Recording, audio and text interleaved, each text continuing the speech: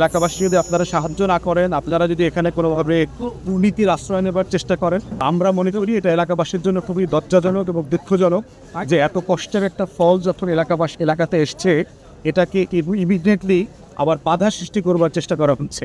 তাই আমরা এলাকাবাসীকে সাবধান এবং সতর্ক থাকবার জন্য অনুরোধ করছি। আসাদুজ্জামান ফুয়াদের এই বক্তব্যের জেরে রীতিমতো তুলকালাম কাণ্ড বরিশালে। রোববার দুপুরে নির্বাচনী এলাকায় মিরগঞ্জ সেতুর উদ্বোধনী অনুষ্ঠানে যান এবি পার্টির সাধারণ সম্পাদক। এর আগে দেন একটি বক্তব্য। তাতে চাঁদাবাজি সহ প্রকল্পের কাজে নানা অনিয়মের অভিযোগ তোলেন তিনি। তারপরে ছড়ায় উত্তেজনা। তোপের মুখে পড়েন ব্যারিস্টার ফুয়াদ। হয় কথা কাটাকাটি। এক পর্যায়ে পিছু হটেন এবি পার্টির সাধারণ সম্পাদক।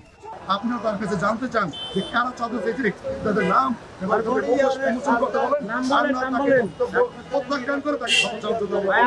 উপস্থিত এলাকার যে সাংবাদিক বৃন্দ আছে তাদের সামনে সে একটা মিথ্যাচার করে গেছে যে ব্রিজের অগ্রগতি নাকি হচ্ছে না, শুধু এখানকার স্থানীয় জনসাধারণ নাকি চাঁদা চায়, মানুষ কাজ চায়, ঠিকাদারের কাছে চাঁদা চায়। আমরা এর তীব্র নিন্দা ও প্রতিবাদ জানাই। আগের দিন আরেক সেতু উদ্বোধন ঘিরে তুলকালাম কাণ্ড মুলাদিতে। সৌহার্দ্য নাম বদলে হঠাৎ সেতুর নামকরণ হয় ৩৬ জুলাই। যুব ও ক্রীড়া উপদেষ্টা আসিফ মাহমুদের সেই সেতু উদ্বোধনের কথা ছিল। অনুষ্ঠান শুরুর আগে অনুষ্ঠানের মঞ্চ ভাঙচুর করে ক্ষুব্ধ জনতা। আজকে 10 থেকে 12 বছর হয়েছে এই সেতুর বয়স, সেখানে নাম পরিবর্তন করার কেউ সাহস পায় নাই। আজকে কোন জুলাই লোকেরা তারা এসে আমাদের এই ব্রিজের নাম পরিবর্তন করে ৩৬ জুলাই নাম রেখেছে। ব্রিজের কাজ শেষ হয় নাই, অনেকে টাকা পায় নাই, অনেকে এই যে দমিক এই বের কাজ যা থিয়ে দিছে এটা বড় হয় নাই, হেরা ব্রিজ উদ্বোধন করে হেরা যাইতে আছে দেয়া।